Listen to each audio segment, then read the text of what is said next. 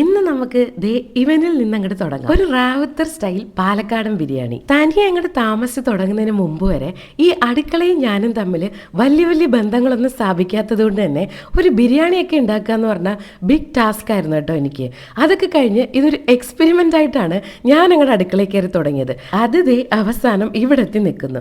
അപ്പൊ ബിരിയാണിയിലേക്ക് തിരിച്ചു വരാം. കുറച്ച് ഓയിലും ഗീയും ആഡ് ചെയ്ത് സ്പൈസസ് ഒന്ന് മൂപ്പിച്ചെടുക്കുക. ഇനി 2 സവാള നല്ല ഗോൾഡൻ ബ്രൗണിഷ് ആക്കി എടുക്കണം കേട്ടോ. ചെറിയുള്ളി, ഇഞ്ചി, വെളുത്തുള്ളി, പച്ചമുളക് നല്ല പേസ്റ്റ് പോലെ അരച്ചങ്ങടെ ആഡ് ചെയ്യുക. തക്കാളിയും കൂടെ ചേർത്ത് നല്ല കുഴന്നാക്കി എടുക്കണം. മസാലകളൊക്കെ ആഡ് ചെയ്ത് മാരിനേറ്റ് ചെയ്ത് വെച്ചിരിക്കുന്ന ചിക്കനും കൂടെ ആഡ് ചെയ്ത് നല്ല പോലെ ഒന്ന് വേവിച്ചെടുക്കാം കേട്ടോ. കുറച്ച് തൈരും കൂടെ ആഡ് ചെയ്ത് ഒന്നുകൂടെ ഒന്ന് അടച്ചു വെച്ച് വേവിക്കുക. ഈ സമയം കൊണ്ട് ഒരു 2 കപ്പ് അരി ഞാൻ കുതിർത്ത് വെച്ചിട്ടുണ്ടായിരുന്നേ.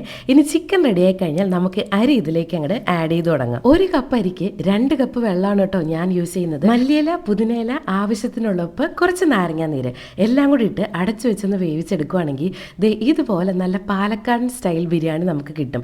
ഇതൊരു കേരള ഓതന്റിക് ബിരിയാണി ഒന്നും അല്ല. ഈ ബിരിയാണി ഉണ്ടാക്കാൻ കൈമ റൈസ് ആണ് കേട്ടോ നമ്മൾ ഏറ്റവും കൂടുതൽ ഉപയോഗിക്കുന്നത്. തൽക്കാലം നമ്മുടെ വീട്ടിൽ കൈമ ഇല്ലാത്തതുകൊണ്ട് ബസ്മതി വെച്ച് അങ്ങോട്ട് അഡ്ജസ്റ്റ് ചെയ്തു എന്ന് വേണം പറയാൻ.